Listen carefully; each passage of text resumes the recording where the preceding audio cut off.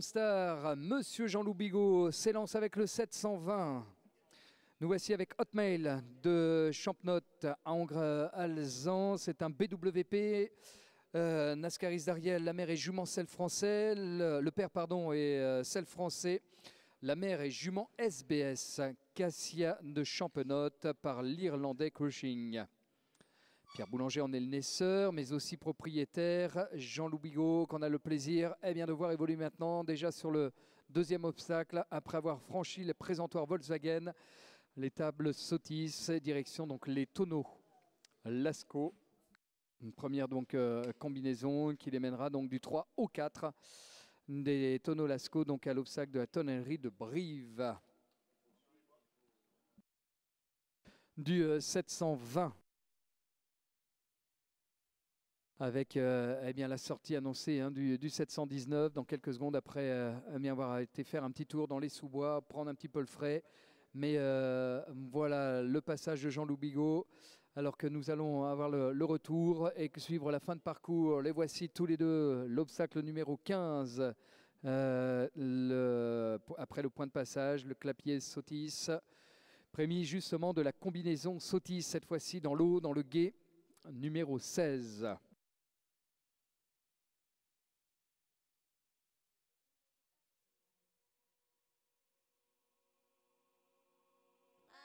C'est vu, c'est fait pour le gué, parfait. Nous sommes donc sur la combinaison.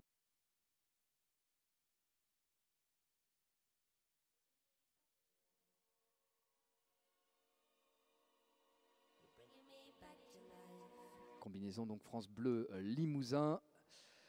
Et nous partons donc maintenant pour le gué, pour Hotmail de Champenotte.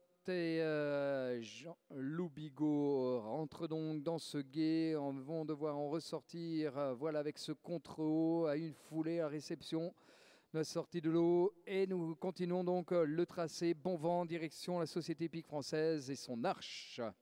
Pour le 720, un petit coup d'œil si vous voulez bien pour voir où nous en sommes avec Elisance et Tom Dussert. Et bien sûr, justement, la fin de parcours maintenant. Et est-ce que nous allons réaliser là aussi un chrono suffisant pour ne pas se voir infliger quelques petits dixièmes de points pour en faire la différence, pour être titré meilleur de la génération des chevaux de 7 ans. Voici donc la haie des rats nationaux qui a été bien franchie. Le dernier obstacle dans une poignée de secondes, l'obstacle des maternelles de Pompadour pour clore ce cross. Voilà, bien franchi pour Elisance, qui mériterait bien une nouvelle fois de vous entendre l'applaudir. Bravo à tous les deux. Elisance et Tom Dussert viennent d'en terminer. Jean-Loup Bigot à l'approche des maisons que l'on a pour la première d'entre elles en haut de la butte. Et redescendent donc les maisons de Voucou.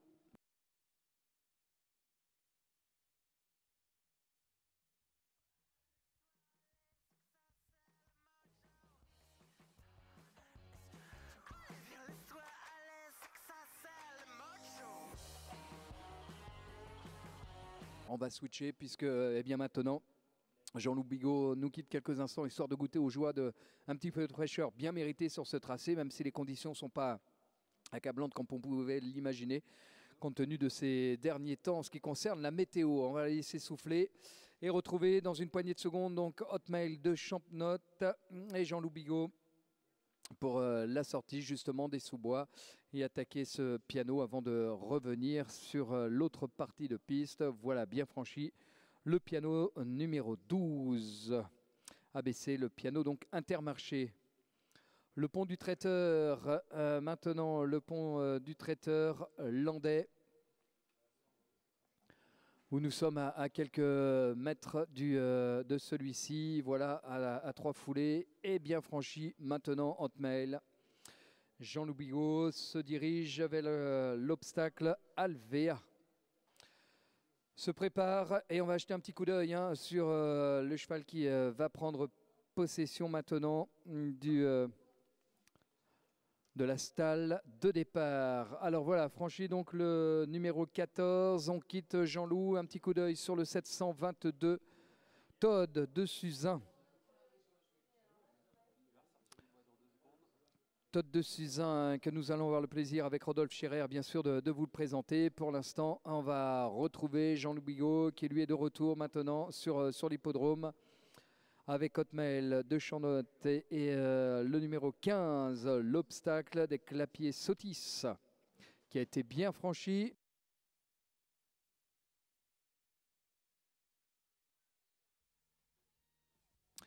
Tout comme le guet Sotis avec le premier élément de cette combinaison dans l'eau. Avec le contre-haut et le tronc de sortie donc parfaitement négocié. Allez, on va maintenant se diriger vers le 17e saut de ce cross, la maison Vent-Fautras.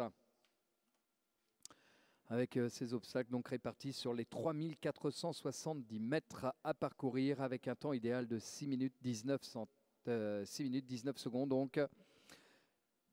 Pour ne pas se voir infliger du dépassement de temps ou des pénalités en tous les cas, même si on est en deçà du temps imparti. Là aussi, option courte pour se laisser un petit peu plus de confort sur cette fin de parcours et pas trop entamer le capital fraîcheur d'Hotmail Neuchanot avec Jean-Louis Bigot.